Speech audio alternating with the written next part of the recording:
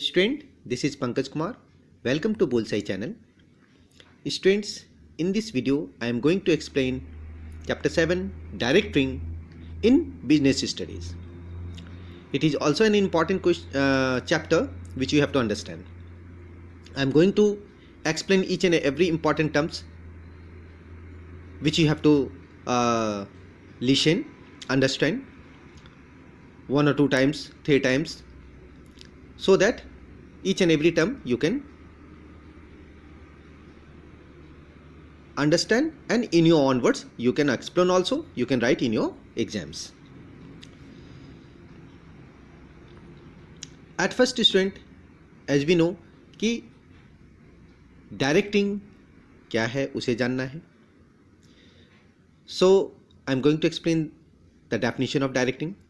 Directing is a managerial function through which the instructions, orders, suggestions, guidance and motivations can be achieved in such a manner that it helps an individual as well as groups to achieve the organizational goals. एक direction यानी निर्देशन एक ऐसा process है, managing function है, जो top level से low level तक टॉप लेवल के द्वारा दिए गए इंस्ट्रक्शंस, सजेशंस लोअर लेवल की ओर अर्थात वर्कर्स की ओर यानी उसके सबऑर्डिनेट्स को गाइड करने में, मोटिवेशन देने में, उसके स्ट्रेटेजी एंड पॉलिसी को इस तरह के मैनर से इंडिविजुअली और ग्रुप वाइज समझाने में हेल्प करता है, निर्देशित करता है, जिससे उस संस्था के टारगेट को अचीव किया जा सके. अब after the definition of directing we have to know the importance of direction. It is, students, one by one, point by point I am going to explain, which you have to understand. Video के अंत तक बने रहिए. Each and every point you can understand. It initiates the action. Here it is the importance of direction. It initiates action in desired manner for execution of plans. Means ये एक इस तरीके से जो भी स्ट्रेटेजी और प्लान बनाई जाती है टॉप लेवल द्वारा, उसे ये एक्शन में एक्टिवेट करता है. इस तरह से एक्टिवेट करता है जिससे प्लान को एग्जीक्यूट किया जा सके, क्योंकि उसे पता है कि वो किस तरीके से और किस मैनर में वर्कर्स के साथ या लोअर लेवल के लेबर्स के साथ एग्जीक्यूट करेगा, जिससे प्लान को सही तरीके से, सही मैनर के साथ चलाया जा सके. दूसरा पॉइंट है, it integrates the efforts of employees. जो अगर वो सही तरीके से, सही मैनर में प्लान को एग्जीक्यूट करता है, तो obviously at all levels, here देखो, एट ऑल लेवल्स ऑर्गेनाइजेशन गोल को अचीव करने में कंफर्ट्स फील करता है, टाइम सेव कर सकता है, एफर्ट्स एम्प्लॉय का बचा सकता है, क्योंकि एक सही तरीके से किया गया काम एफर्ट को भी बचाता है एज वेल एज टाइम को भी सेव करता है. It helps to motivate employees. जो समय समय पर एम्प्लॉय को मोटिवेट करता है और उसे टुवर्ड्स द बेटर परफॉर्मेंस करने के लिए, अच्छे परफॉर्मेंस करने के लिए प्रेरणा भी देता है या प्रेरित भी करता है. स्टिमुलेट करता है मीन्स प्रेरित भी करता है. It provides stability in the organisation by creating a balance. और वो टॉप लेवल, मिडिल लेवल या लोअर लेवल के बीच में एक रिलेशनशिप मेंटेन करके चलता है, बैलेंस बनाकर रखता है, जिससे इंडिविजुअल और ग्रुप गोल्स दोनों को सही समय के अनुसार अचीव किया जा सके. It facilitate the process of change the, और ऑर्गेनाइजेशन में होने वाले बीच बीच में जो चेंजेस होते हैं, जो securing corporations of the employ, जो एम्प्लॉय के लिए होता है, उसके सिक्योरिटीज़ के लिए होता है, इन सब चीज़ों को ध्यान में रखते हुए जो चेंजेस उसे रिक्वायर होता है वो चेंजेस भी कर सकता है. ये सारी चीज़ें निर्देशन के दौरान ही संभव हो पाती हैं. So these are the importance of direction. Next, student, we have to know the role of supervisor. The role of supervisor, एक supervisor जो है वो एक ऐसा important person होता है जो top level, middle level and low level, तीनों लेवल पे एक ब्रिज का काम करता है. यानी वो एक सेतु है जो इन तीनों कड़ियों को जोड़ कर रखता है, बैलेंस बना कर रखता है. सो इसका इंपॉर्टेंट रोल क्या है student? Listen carefully. The supervisor act as a link, ये एक लिंक करता है between the top level management and the workers level management. He act as an advisor, जो एक सलाहकर्ता होता है, सलाह देता है वर्कर्स को कि किस तरह से काम करना है, साथ में उसे गाइड भी करता है टू वर्क रिलेटेड मैटर्स, जो काम उसे दिया गया है या जिस काम के लिए उसे निर्देशन या निर्देशित किया गया है, उसके लिए वो बीच बीच में गाइडेंस भी देता है, जिससे वर्कर सही तरीके से सही मैनर में काम कर सके और प्लान को एग्जीक्यूट कर सके। He act as a facilitator for the execution of the वही ऑर्गेनाइजेशनल प्लान्स एंड पॉलिसीज। मैंने कहा अभी कि टॉप लेवल द्वारा दिए गए निर्देशन के, उसके द्वारा दिए गए प्लान्स को, पॉलिसीज को एग्जीक्यूट करने में इंडिविजुअली और ग्रुप वाइज सुपरवाइजर ही उसे एग्जीक्यूट करने का काम करता है, जिससे वर्कर्स जो हैं in the nick of time काम को एकम्प्लिश कर सकते हैं, कंप्लीट कर पाते हैं। नेक्स्ट स्टूडेंट, एक सुपरवाइजर का फंक्शन क्या है?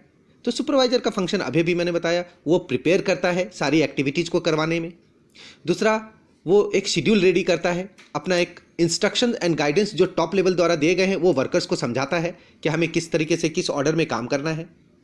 ही कंट्रोल्स द एक्टिविटीज़, और वो सब काम को कंट्रोलिंग करता है, सबऑर्डिनेट करता है इस तरह से जिससे कि प्लान को दिए गए निर्देशन के अनुसार अचीव किया जा सके, in accordance with the plan, मतलब दिए गए निर्देश के अनुसार उसे पूरा किया जा सके।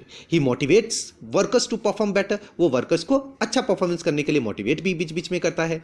He act as a link, बोले ना, मैंने कहा था अभी थोड़ी देर पहले कि लिंकिंग पिन है, एक सेतु है जो टॉप लेवल मैनेजमेंट और वर्कर्स के बीच में एक लिंक का काम करता है, सेतु का काम करता है, ब्रिज का काम करता है, जिससे दोनों के बीच में बैलेंस बना रहता है। These are the functions of supervisor. एक अच्छा सुपरवाइजर ही एक अच्छा माने प्लान को एग्जीक्यूट करने में हेल्प करता है। That's why there are some importance of supervision. अच्छे सुपरविजन के कुछ इंपॉर्टेंस भी होते हैं which we have to bear in mind. Supervisors set people in actions by issues of order and instruction. Supervisor को ये पता है कि कब किस ऑर्डर को और किस इंस्ट्रक्शन को फॉलो करना है और वर्कर्स को कैसे उसे उस प्लान को एग्जीक्यूट करने के लिए एक्शन में लाना है। सुपरविजन, अच्छा सुपरविजन कंट्रोल करता है, कंटिन्यूअस मोड में मॉनिटरिंग करता है और सबऑर्डिनेट करता है उसके परफॉर्मेंस को समय समय पर मोटिवेट करते हुए। सुपरविजन इंश्योर करता है मैक्सिमम यूटिलाइजेशन ऑफ रिसोर्स को किस तरह से मैक्सिमम यूटिलाइज किया जा सके। नीडलेस एक्शंस को रोकता है, जिसकी जरूरत नहीं है उस एक्शन को वो करने से मना करता है, जिससे टाइम वेस्ट ना हो, एनर्जी वेस्ट ना हो एंड रिसोर्स भी वेस्ट ना हो। सुपरविजन हेल्प्स करता है डिसिप्लिन को मेंटेन करने में, क्योंकि जितना डिसिप्लिन मेंटेन होगा उतना schedule work in the nick of time complete होगा। सुपरवाइजर इंश्योर करता है स्मूथ फ्लो ऑफ मनी, क्योंकि अगर ये सारी चीज़ें एग्जीक्यूशन में स्मूथली चलती हैं तो उसकी रिस्पॉन्सिबिलिटी सुपरविजन को ही जाता है, क्योंकि वो top level management, lower level management को एक इंटरमीडिएट करके एक साथ चलाने का काम करता है, बैलेंस बनाने का काम करता है। दैट्स वाई एक अच्छे सुपरवाइजर का इंपॉर्टेंस हमेशा जरूरी है।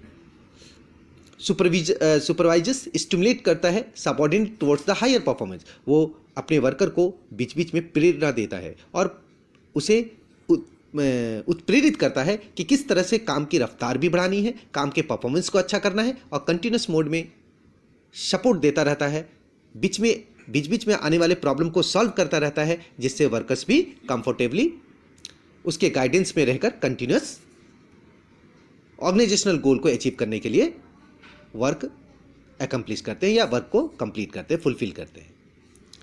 नाउ स्टूडेंट, मोटिवेशन का भी कुछ रोल्स होता है।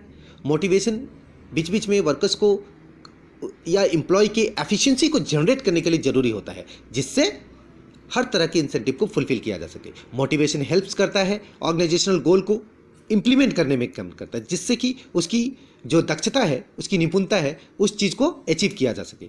जो भी वर्कर या एम्प्लॉय हैं जो जिस काम में दक्ष हैं या निपुण हैं, वो एक सुपरवाइजर या एक अच्छा मोटिवेटर उस चीज़ को आइडेंटिफाई करता है और उसे एक हेल्दी एनवायरनमेंट के साथ एम्प्लॉय को वर्क ऑर्डर को एफिशिएंसी के साथ सिस्टम में एग्जीक्यूट करने का प्लान करता है। मोटिवेशन हेल्प्स करता है कि किस तरह से एम्प्लॉय और एम्प्लॉय के बीच में रिलेशनशिप बनी रहे और सिस्टमेटिक तरीके से काम का कंटिन्यूटी बनी रहे।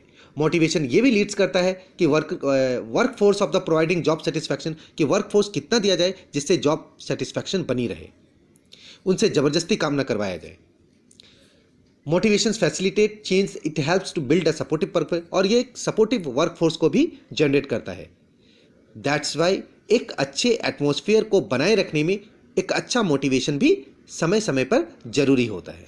ये एक ह्यूमन नीड्स है, क्योंकि ह्यूमन ब्रेन या ह्यूमन नीड्स फिजिकली और मेंटली मोटिवेशंस की रिक्वायरमेंट को जानता है कि कब, कहाँ और कितने समय के लिए, कब कब प्लान के एग्जीक्यूशन के लिए, कब कब उसकी कंटिन्यूटी को एक्टिवेट रखने के लिए मोटिवेशंस को की रिक्वायरमेंट को फुलफिल किया जा सके। That's why these are the motivation of importance, जो एक डायरेक्शंस को फुलफिल करने के लिए जरूरी होता है। इसी तरह से स्टूडेंट, जिस तरीके से अच्छा सुपरविजन जरूरी है उसके इंपॉर्टेंस को हम लोगों ने देखा, अच्छा मोटिवेशन जरूरी है उसके इंपॉर्टेंस को हम लोगों ने देखा, तो उसी तरह सिमिलरली एक अच्छा लीडरशिप भी जरूरी होता है डायरेक्शन को फुलफिल करने के लिए। एक अच्छा लीडर जो होता है वो अच्छा गाइड करता है, इंस्पायर करता है अपने एम्प्लॉय को या वर्कर को, जिससे ऑर्गेनाइजेशनल गोल को अचीव किया जा सके। वो हेल्प करता है उसके securities cooperation members of the organisations को, और उसके ऊपर विश्वास दिलाता है, विश्वास जगाता है कि उसके नीड्स एंड प्रॉब्लम को वो समझेगा और सॉल्व करेगा। It helps to create a confidence, वो एम्प्लॉय में कॉन्फिडेंस पैदा करता है, विश्वास की भावना लाता है, जिससे उसको सपोर्ट और गाइडेंस मिलता है। एक अच्छा लीडरशिप हेल्दी वर्क एनवायरनमेंट को क्रिएट करता है, जिससे maximum efforts, less energy, comfortable environment और हायर प्रोडक्टिविटी स्किल को अचीव किया जा सके इंडिविजुअली और group wise. So these are the importance of leadership. अब जहां अच्छे इंपॉर्टेंस ऑफ लीडरशिप को जाना हम लोगों ने, वहीं एक गुड लीडरशिप या एक गुड लीडर की क्वालिटीज़ भी वही होती है। उसे आप इस पॉइंट के रूप में लिख सकते हो। You can also right in your own words, so listen this also, these important qualities of good leader. A good leader should be intelligent, एक गुड लीडर को इंटेलिजेंट होना जरूरी है, प्रैक्टिकल होना जरूरी है, और आउटलुक, ब्रॉड आउटलुक होना भी जरूरी है, उसे दूरदर्शी होना भी जरूरी होता है। एक लीडर जो है वो गुड कम्युनिकेशन स्किल्स को भी जानता है, इंटरेक्ट करने का पावर होता है, और अपने फॉलोअर्स को अपने इंटरेक्शन पावर से, अपनी कम्युनिकेशन से इन्फ्लुएंस करता है, प्रभावित करता है। एक लीडर में किसी भी तरह का इम्पार्शियल जजमेंट करने का गुण नहीं होना चाहिए, उसे पार्शियलिटी करने का गुण नहीं होना चाहिए, जबकि हर एक बार उसका डिसीजन या जजमेंट इम्पार्शियल होना चाहिए, जिससे किसी को खेद ना हो। A leader should have a good knowledge of work, उसे वर्क का पूरा नॉलेज होना चाहिए। A leader should develop healthy relationship with his followers, उसे एक हेल्दी रिलेशनशिप रेडी करने का क्वालिटी होनी चाहिए फॉलोअर्स के बीच में। एक लीडर जो है वो पोजेस कर सकता है गुड कॉन्फिडेंस और विल पावर, जो कि मोटिवेशंस के लिए जरूरी होता है या अच्छे सुपरविजन के लिए जरूरी होता है। A leader should have a deep sense of responsibility, उसे अपनी जिम्मेदारियों का पूरा एहसास होना चाहिए कि कब किस काम को कितनी जिम्मेदारी से किस मैनर में पूरा करवाना है। So if we need a successful directing, then of course we must need to know the importance and functions of a good supervisor, a good supervision, a good motivator, a good motivation, similarly a good leadership as well as a good leader. Now in this chapter also we have to know the meaning of communication. Communication is a two-way process, जो कि एक information देना और information को लेने या information को accept करने में काम आता है, चाहे वो आइडियाज़ हो, ओपिनियंस हो, विचार हो, दो पर्सन्स के बीच के। वो कंप्लीटली एक अचीवर होता है, एक रिसीवर होता है, एक गिवर होता है, एक टेकर होता है। तो इस तरीके से सेंडर और रिसीवर के बीच में होने वाला instructions, opinions, advices, suggestions, guidance जो एक देता है और एक लेता है और उसे एक्सेप्ट करता है और उस काम की उस वर्क को या उस गोल को फुलफिल करने में हेल्प करता है, दिस इज कॉल्ड कम्युनिकेशन। ये इनफॉर्मल फॉर्मल दोनों तरीके से होते हैं। सो I think these are some important points which you have to understand, as well as listen this audio 2 or 3 times. Of course, each and every point you can understand, and you can learn also all these points, so that whenever you need to exemplify or whenever you need to explain in your exams, of course you can. Thank you.